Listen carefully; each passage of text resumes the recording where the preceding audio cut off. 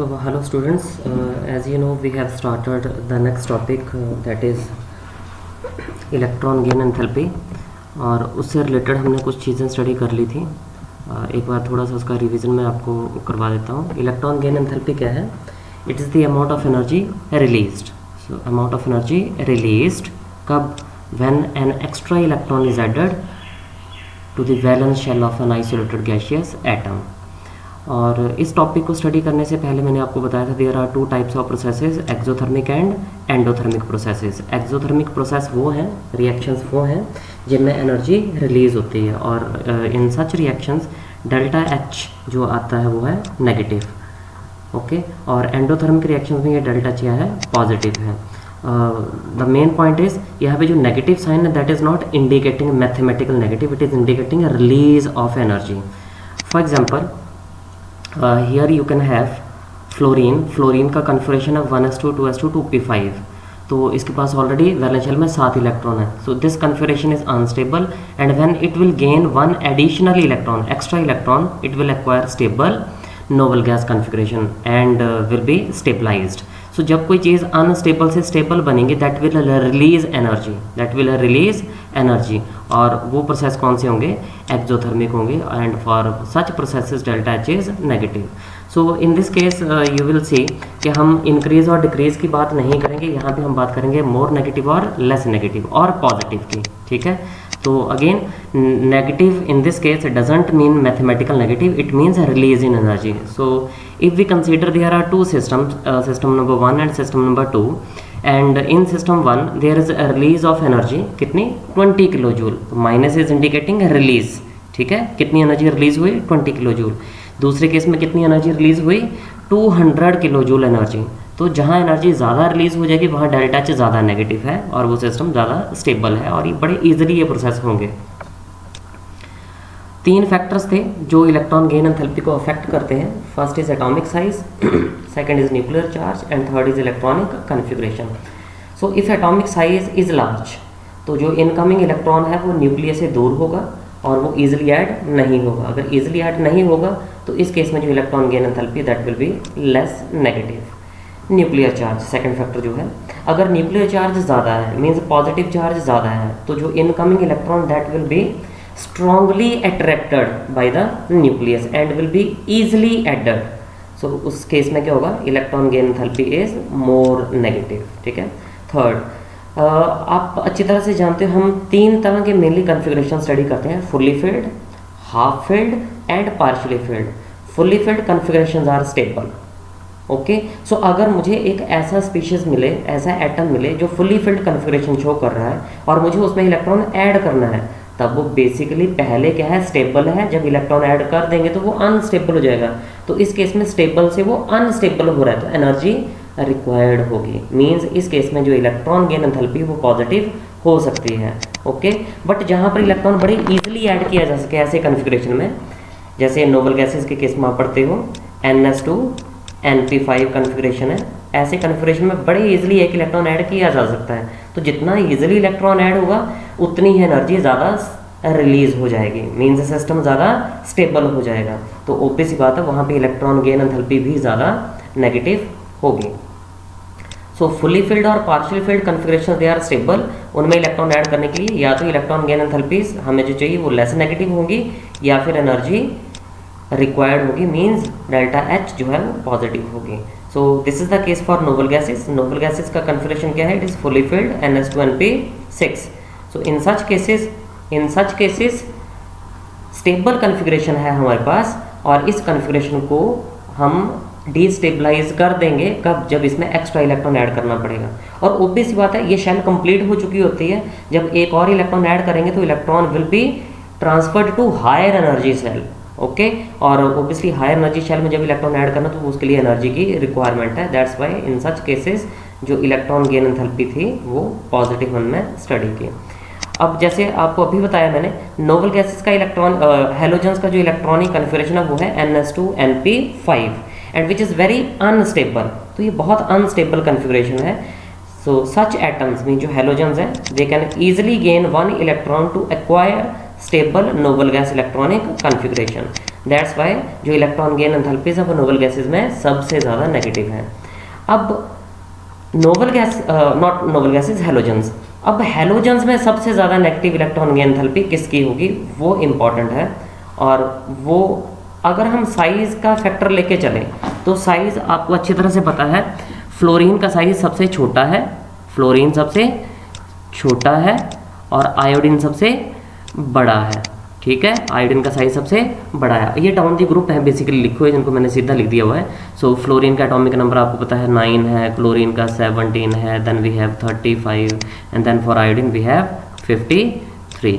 और ये इनके outer most valence shell configuration है। इसमें सेकंड शेल है, इसमें थर्ड शेल है, इसमें फोर्थ शेल है और इसमें फिफ्थ शेल है। तो ओबियसली साइज सबसे बड़ा फ्लोरीन का है। तो अगर साइज के हिसाब से देखें तो जो फ्लोरीन है उसका साइज सबसे छोटा है और ये बड़े इजीली इलेक्ट्रॉन गेन कर सकती है। तो इसके हिसाब से जो इलेक्ट्रॉन गेन एंथैल्पीज का ऑर्डर है वो क्या है, फ्लोरीन मोस्ट नेगेटिव, ये क्या होगा मोस्ट नेगेटिव, और ये लीस्ट नेगेटिव होगा आयोडीन, ठीक है। सो ये एक्सपेक्टेड ऑर्डर है किसके बेस पे, on the basis of size. But actual में ऑर्डर ये नहीं है। The actual order is this one, ये है actual order, fluorine, chlorine, bromine and iodine. तो क्लोरीन की जो इलेक्ट्रॉन गेन एंथैल्पी है वो ज़्यादा नेगेटिव है as compare to fluorine. Means fluorine के कंपैरिजन में क्लोरीन बड़े इजीली इलेक्ट्रॉन गेन कर सकता है। ये क्या हुआ, ये कैसे हो गया, ठीक है। तो इसका रीज़न है very small size of fluorine, मैंने ऊपर ही मेंशन कर रखा है। So this can be explained on the basis of very small size of fluorine atom. तो बहुत छोटे साइज की वजह से होगा क्या, ये मैंने यहाँ पे 2p ऑर्बिटल बनाया हुआ है फ्लोरीन का। इस 2p ऑर्बिटल में देयर आर सेकंड शेल बनाई हुई है। इस सेकंड शेल में ऑलरेडी वी हैव 7 इलेक्ट्रॉन। तो छोटी जगह पे 7 इलेक्ट्रॉन पड़े हैं एंड ईच इलेक्ट्रॉन आपको अच्छी तरह से पता है इज नेगेटिवली चार्ज। जो इनकमिंग इलेक्ट्रॉन है उसके ऊपर भी चार्ज क्या है, नेगेटिव है। So that will experience more repulsions, क्योंकि कम जगह में एक और इलेक्ट्रॉन ऐड करना है और सभी के ऊपर चार्ज क्या है, नेगेटिव। तो जो इनकमिंग इलेक्ट्रॉन इस छोटे साइज की वजह से रिपल्शन एक्सपीरियंस करेगा, आपको अच्छी तरह से पता है इलेक्ट्रोस्टैटिक के रूल्स हैं ये, same charges repel each other and opposite charges attract each other. तो यहाँ पे रिपल्शन ज़्यादा होंगे, इनको हम कहते हैं inter electronic repulsions, they are called inter electronic repulsions. और ये रिपल्शंस का मैग्नीट्यूड यहाँ पर बहुत ज़्यादा है और इसका रीज़न क्या है, very small size of fluorine atom. तो यहाँ पे जो एक इलेक्ट्रॉन है ऐड करना that is very difficult, additional electron के एडिशन बहुत ज़्यादा डिफ़िकल्ट है। इन कॉन्ट्रास्ट अगर हम क्लोरीन की बात करें तो क्लोरीन में क्या है, 3p थर्ड शेल है, क्लोरीन में थर्ड शेल है, थर्ड शेल में 7 इलेक्ट्रॉन है। फ्लोरीन के केस में क्या थे, सेकंड शेल में 7 इलेक्ट्रॉन थे, यहाँ सेकंड शेल में 7 इलेक्ट्रॉन थे, यहाँ थर्ड शेल में 7 इलेक्ट्रॉन। तो इनके बीच distance is slightly greater than fluorine atom.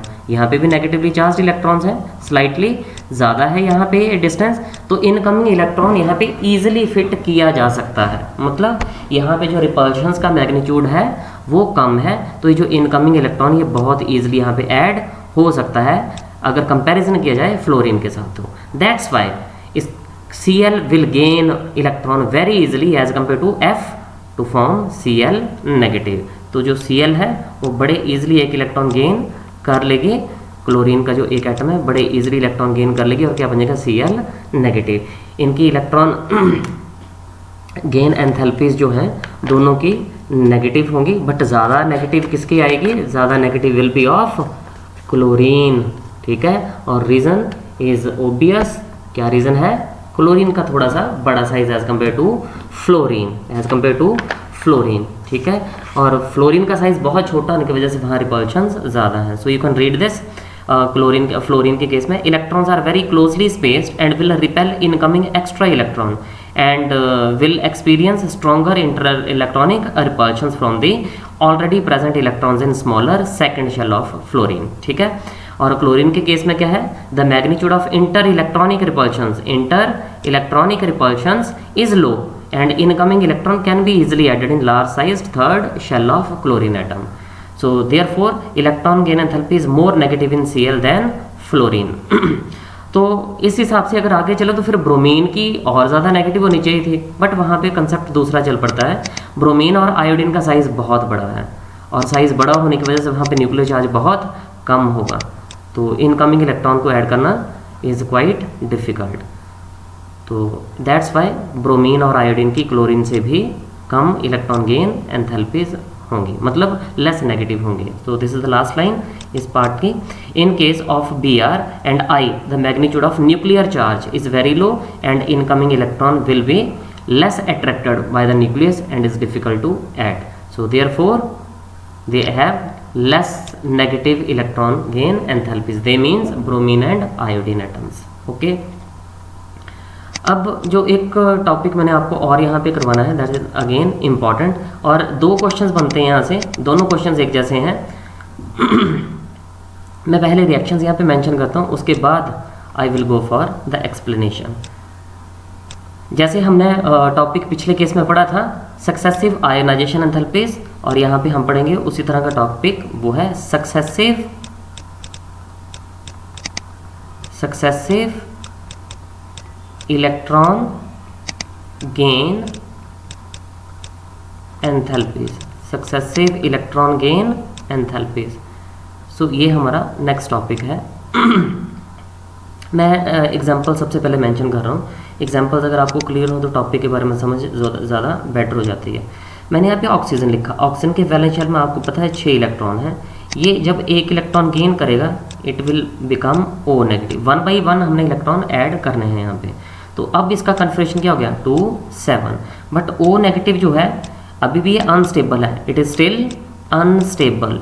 तो ये एक इलेक्ट्रॉन और गेन कर सकता है। तो जो 2 7 कन्फिग्रेशन है आफ्टर गेनिंग 1 more इलेक्ट्रॉन, ये क्या बन जाएगा 2 8 कन्फिग्रेशन बन जाएगा। Means it will be oxide ion O2 negative. No it will be 2 8 and this configuration is stable. मतलब there is gain of 2 electrons, और दोनों ही इलेक्ट्रॉन्स एक ही बार में ऐड नहीं हो जाते, दे आर एडेड 1 by 1। तो ये स्टेबल कन्फिग्रेशन आएगा 2 इलेक्ट्रॉन गेन करने के बाद।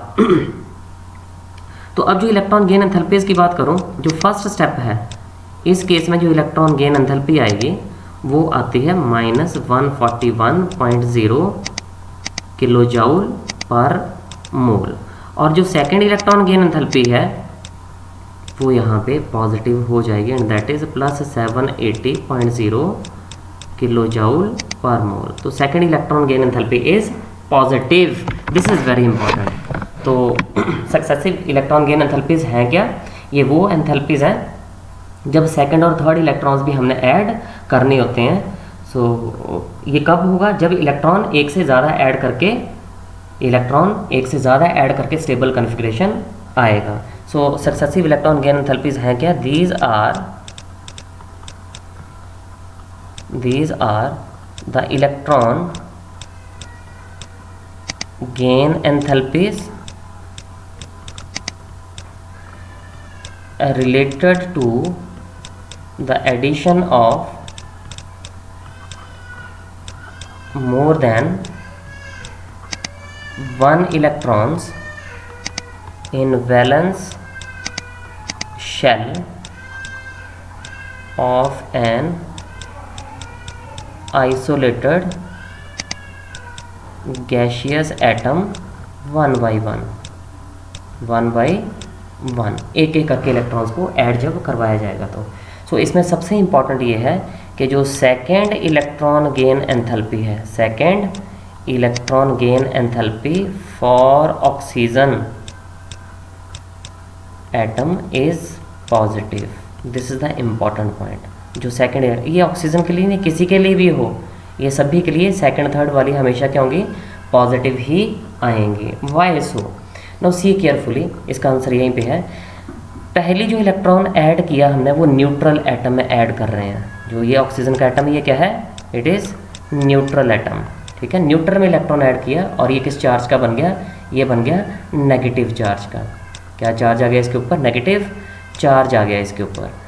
तो जब एक इलेक्ट्रॉन कोई भी एटम गेन कर लेगा तो उसके ऊपर चार्ज क्या आ जाएगा, नेगेटिव चार्ज आ जाएगा। अब जब दूसरा इलेक्ट्रॉन हमने ऐड करना है तो यू कैन सी हियर, यहाँ पे भी नेगेटिव चार्ज है, यहाँ पे इलेक्ट्रॉन के ऊपर भी नेगेटिव चार्ज है। मींस इनकमिंग इलेक्ट्रॉन वो भी नेगेटिव चार्ज का, और जो जिस स्पीशीज़ में ऐड करना है उसके ऊपर भी चार्ज नेगेटिव है। तो इस वजह से क्या होगा, there will be electrostatic repulsions. कौन सी, electrostatic uh repulsion, same charges हैं, रिपेल करेंगे एक दूसरे को, तो रिपल्शंस की वजह से यहाँ पे एनर्जी हमें देनी पड़ेगी इन रिपल्शंस को ओवरकम करने के लिए। So this is the main cause, this is the main cause, ठीक है। सो आंसर क्या आएगा, when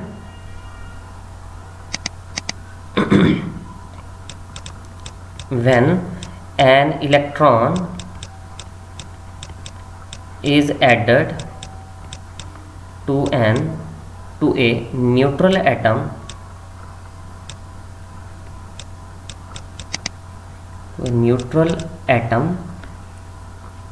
it becomes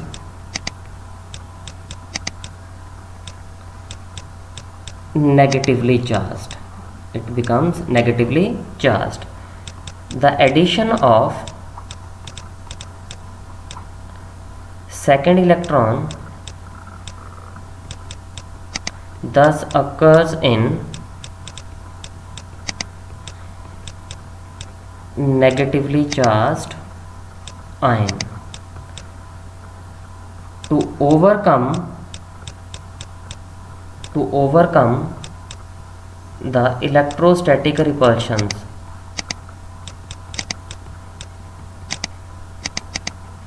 energy has to be supplied. So जहाँ पर एनर्जी देते हैं वहाँ एंडोथर्मिक प्रोसेस हो जाएगा, एनर्जी सप्लाई करने पड़ेगी तो प्रोसेस कौन सा हो जाएगा, एंडोथर्मिक। पढ़ा हमने ये टॉपिक पहले। Hence second electron gain enthalpy for oxygen atom, तो ऑक्सीजन की जगह पे कोई भी हो सकता है, एनी अदर एटम भी हो सकता है, is always negative, is always positive. एक और एग्जांपल मैं आपको यहाँ पे मेंशन कर दूँ, and that is of sulphur. Sulphur के केस में क्या है, सी हियर, सल्फर का जो एटॉमिक नंबर है वो 16 है, इसके वैलेंस शेल में इलेक्ट्रॉन है 2, 8 एंड 6। जब ये सल्फर एक इलेक्ट्रॉन गेन करेगा it will form S negative ion, कितने हो गए, 2, 8, 7। It is still unstable, it is still unstable. ये जो एस नेगेटिव है this will gain 1 more electron, तो अब क्या बन जाएगा, sulphide ion 2, 8, 8। Now it is stable, now it is stable. So it is 2, 8, 7 था, 2, 8, 7 से क्या बन गया, 2, 8, 8 हमारे पास कन्फिग्रेशन आ गया, स्टेबल हो गया। बट यहाँ पे भी सेम वही चीज़ है, इलेक्ट्रॉन भी नेगेटिव चार्ज का और ये एस जो था ये भी नेगेटिव चार्ज का, तो रिपल्शंस होंगी सेम चार्जेस के बीच में। इनको ओवरकम करने के लिए यहाँ जो एनर्जी होगी वो क्या होगी, पॉजिटिव होगी, और जो फर्स्ट स्टेप की जो एंथैल्पी है वो फर्स्ट स्टेप की एंथैल्पी क्या होगी, नेगेटिव होगी। सेम जैसे हमने ऑक्सीजन के लिए स्टडी किया सेम वैसे ही सल्फर के लिए। So similarly for sulfur also second electron gain enthalpy is positive. And one more thing, you need not to remember the examples, क्योंकि जो एग्जाम्पल नॉट एग्जाम्पल्स, ये जो वैल्यूज़ यहाँ पे हैं मैं वैल्यूज़ यहाँ पे मेंशन कर देता हूँ। आपको ये वैल्यूज़ याद करने की ज़रूरत नहीं है, आप नेगेटिव और पॉजिटिव से भी काम चला सकते हो, बिकॉज ये जो वैल्यूज़ हैं they are basically experimental values. So 200 kilo joule per mole, और जो पॉजिटिव वाली वैल्यू है वो है 590 किलो जूल पर मोल, तो पॉजिटिव आ गई, ठीक है। सो ये सेकंड एग्जांपल थी। This is again very important part. अब कुछ मैं डेफिनेशंस आपके सामने यहाँ पे रख रहा हूँ, और those definitions are also important, जो अगले टॉपिक में हमारे काम आएंगी। सबसे पहले है एक मैं आपको बता रहा हूँ what is covalent bond.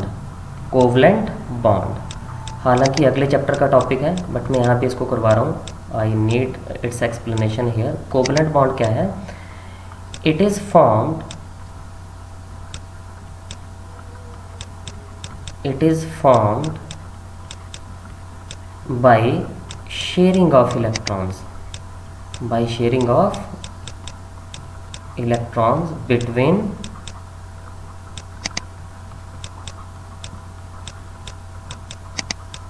two atoms, between two atoms। अब क्वेश्चन ये है कि एटम्स कंबाइन क्यों करते हैं, उसका भी मैं आपको बताता हूँ। Atoms combine to attain or complete their duplet. Duplet means 2 electrons in the valence shell. Duplet means 2 electrons in valence shell, or octet. Octet means 8 electrons in valence shell, valence shell outermost shell. सो हर एक atom की tendency है कि वो stable हो, ठीक है। और stable कैसे होगा, या तो वो एटम 2 इलेक्ट्रॉन्स अपने अपने आउटरमोस्ट शेल में पूरे करेगा, या फिर 8 इलेक्ट्रॉन आउटरमोस्ट शेल में कंप्लीट करेगा, so as to gain stability, ताकि वो स्टेबल हो जाए। मैं कुछ एग्जांपल्स आपको बता रहा हूँ। हाइड्रोजन की एग्जांपल है, आप अच्छी तरह से जानते हो हाइड्रोजन के वैलेंस शेल में 1 इलेक्ट्रॉन है, तो ये दूसरे हाइड्रोजन एटम के साथ कंबाइन करेगा and will form hydrogen molecule, और इसको कैसे लिख देते हैं हम, H2 मॉलिक्यूल, ठीक है। तो इस केस में व्हाट इज हैपनिंग, ये हाइड्रोजन ने भी देखो अपना ड्यूप्लेट पूरा कर लिया, 2 इलेक्ट्रॉन हो गए, और इस हाइड्रोजन ने भी अपना ड्यूप्लेट पूरा कर लिया। तो ये जो शेयरिंग से बना, इस पूरे बॉन्ड में 2 इलेक्ट्रॉन्स है, और 1 इलेक्ट्रॉन एक हाइड्रोजन एटम का है और दूसरा इलेक्ट्रॉन दूसरे हाइड्रोजन एटम का है। तो ये जो बॉन्ड शेयरिंग से बनता है, this bond is called covalent bond. This bond is called covalent bond. एक और एग्जांपल मैं मेंशन कर रहा हूँ, जिसमें मैं ऑक्टेट की बात कर देता हूँ। जैसे ये फ्लोरीन है, फ्लोरीन के वैलेंस शेल में आप अच्छी तरह से जानते हो देयर आर 7 इलेक्ट्रॉन, ऊपर पढ़ा हमने अभी। ये दूसरे फ्लोरीन एटम के साथ रिएक्ट करेगा, कंबाइन करेगा, और दोनों ही एटम्स क्या करेंगे, अपना अपना ऑक्टेट। ये जो आगे shared pair, these are shared pair. इनमें से जो सेंटर में बनाया है मैंने, इनमें से एक इलेक्ट्रॉन एक फ्लोरीन का है और दूसरा इलेक्ट्रॉन दूसरे फ्लोरीन का है। तो इन्होंने भी क्या किया, इस फ्लोरीन ने भी अपना ऑक्टेट पूरा कर लिया, और इस फ्लोरीन ने भी अपना ऑक्टेट पूरा कर लिया। और ये बन क्या जाएगा, इसको कैसे लिख सकते हैं हम, इसको हम लिखेंगे और फ्लोरीन, ये आया कोवलेंट बॉन्ड जो शेयर्ड पेयर है, और ये आगे जो बॉन्ड नहीं बना रहे हैं they are called lone pairs. तो इनके बारे में भी आपको यहाँ पे मैं बता रहा हूँ। ये जो बॉन्ड नहीं बना रहे हैं they are called lone pairs, lone pair of electrons. और जो बॉन्ड बना रहा है, जो कोवलेंट बॉन्ड है, बेसिकली ये भी कोवलेंट बॉन्ड है, इसको क्या कहेंगे, they are also called shared pair of electrons, shared pair of electrons. So this is covalent bond. अब 2 तरह के कोवलेंट बॉन्ड हम स्टडी करते हैं। पहला मैं आपको एक्सप्लेन कर रहा हूँ। First is non polar covalent bond. Non polar covalent bond. तो ये नॉन पोलर कोवलेंट बॉन्ड्स क्या होंगे, ऊपर अभी हमने एग्जांपल स्टडी की हैं हाइड्रोजन की, फ्लोरीन की, तो वही एग्जांपल्स मैं यहाँ पे लिख रहा हूँ। ये मैंने लिखी हाइड्रोजन की एग्जांपल, ये इसका शेयर्ड पेयर आ गया, ठीक है, ओ सॉरी, इन द सेंटर इसका शेयर्ड पेयर मैंने यहाँ पे बना दिया, ठीक है। दूसरा मैंने बनाया फ्लोरीन। फ्लोरीन में भी क्या है, ये शेयर्ड पेयर, ये मैंने शो कर दिया। और ये जो थे these are lone pair of electrons, बताया मैंने आपको ऊपर, these are lone pair of electrons. तो इस केस में क्या है, ये दोनों हाइड्रोजन एटम्स क्योंकि सेम है, दोनों का न्यूक्लियर चार्ज भी सेम होगा, तो इलेक्ट्रॉन बिल्कुल सेंटर में रिजाइड करेंगे, ठीक है, बिल्कुल सेंटर में रिजाइड करेंगे। ये ना एक एटम लेफ्ट साइड वाले एटम की तरफ को शिफ्ट होंगे, ना ये राइट साइड वाली साइड को शिफ्ट होंगे। तो इस केस में ये जो इलेक्ट्रॉन है बिल्कुल सेंटर में रहेगा, कोई भी विनर नहीं होगा। ये टग ऑफ वॉर की तरह है, अगर दोनों तरफ से फोर्स बराबर लगेगी तो कोई भी विनर नहीं होगा, जो रस्सा है वो बिल्कुल सेंटर में ही रह जाएगा। तो ऐसे जो बॉन्ड बनते हैं जो सेम एटम्स के बीच में बनते हैं, they are called polar covalent bonds. क्या नाम देंगे उनको, non polar covalent bonds. So these are formed between the atoms, between the same atoms having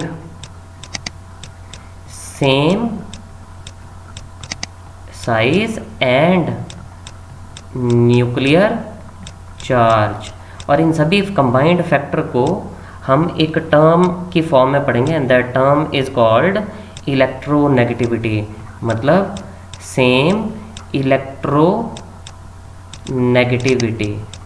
ठीक है, सेम इलेक्ट्रोनेगेटिविटी वाले ये एटम्स के बीच में बनेंगे। इलेक्ट्रोनेगेटिविटी क्या है, ये नेक्स्ट टॉपिक है हमारा, बट फिलहाल आप यहाँ भी ये स्टडी करोगे कि जिनका साइज सेम हो और न्यूक्लियर चार्ज सेम हो। ऑब्वियसली अगर एटम सेम है तो साइज और चार्ज भी सेम होगा। जो दूसरे टाइप के जो बॉन्ड्स आते हैं वो होते हैं पोलर कोवलेंट बॉन्ड्स। दूसरे कौन से हैं, polar covalent bonds. So see the example, मैं आपको एग्जाम्पल यहाँ पे प्लॉट कर रहा हूँ। एक तरफ मैंने लिखा H और एक तरफ लिखा मैंने F, फ्लोरीन के ऊपर ये लोन पेयर ऑफ इलेक्ट्रॉन्स है। एक तरफ मैंने लिखा Cl और एक तरफ लिखा मैंने F।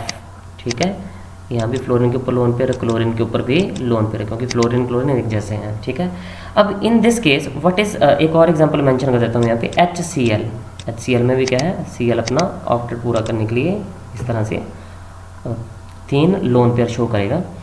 तो अब है क्या, जो फ्लोरीन है इसका न्यूक्लियर चार्ज बहुत ज़्यादा है एज़ कम्पेयर टू हाइड्रोजन। तो ये क्या करते हैं, जो शेयर्ड पेयर वाले इलेक्ट्रॉन्स हैं इनको अपनी तरफ को ज़्यादा अट्रैक्ट कर लेता है, ये अपनी तरफ इसको ज़्यादा अट्रैक्ट कर लेगा, तो शेयर्ड पेयर इसके सेंटर में नहीं रहेगा। ठीक है, सेम यहाँ पे इसको भी मैं उसी फॉर्म में लिख देता हूँ, क्लोरीन और फ्लोरीन में, क्योंकि अब फ्लोरीन का न्यूक्लियर चार्ज ज़्यादा है, ओके, और साइज़ भी छोटा है, तो ये भी शेयर्ड पेयर को क्या करेगा, अपनी तरफ अट्रैक्ट कर लेगा, सेंटर में नहीं रहेंगे ये।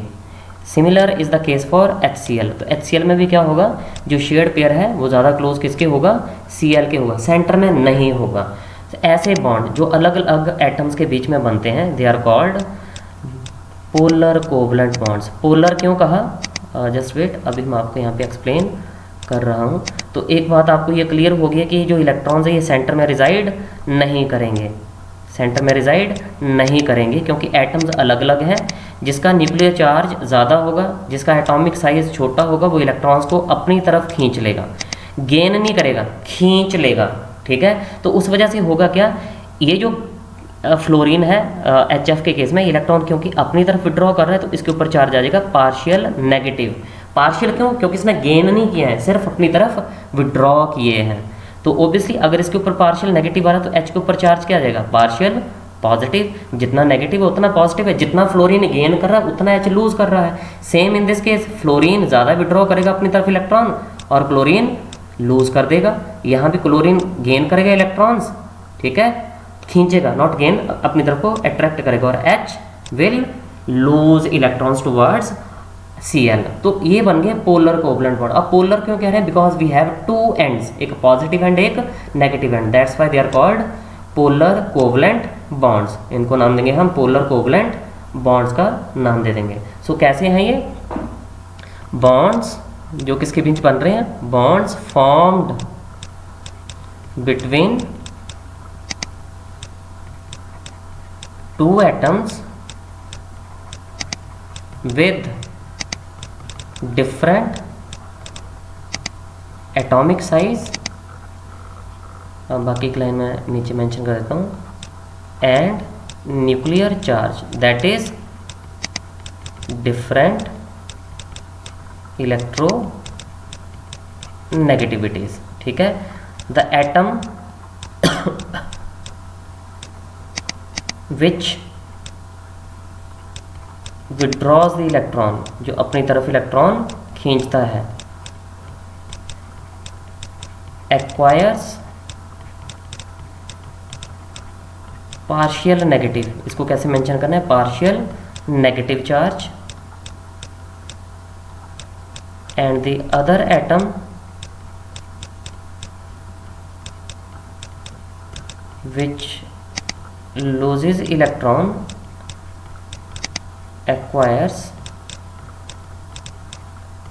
partial positive, मतलब partial positive charge। तो ये तो था polar and non polar covalent bonds के बारे में, कोवलेंट बॉन्ड्स के बारे में, उनकी टाइप्स मैंने आपको ये बता दी। सो ये टॉपिक हमने आज स्टडी करना है, अच्छे से इसको रीड करोगे, then we will study our next topic, and that is electronegativity. Okay, thank you.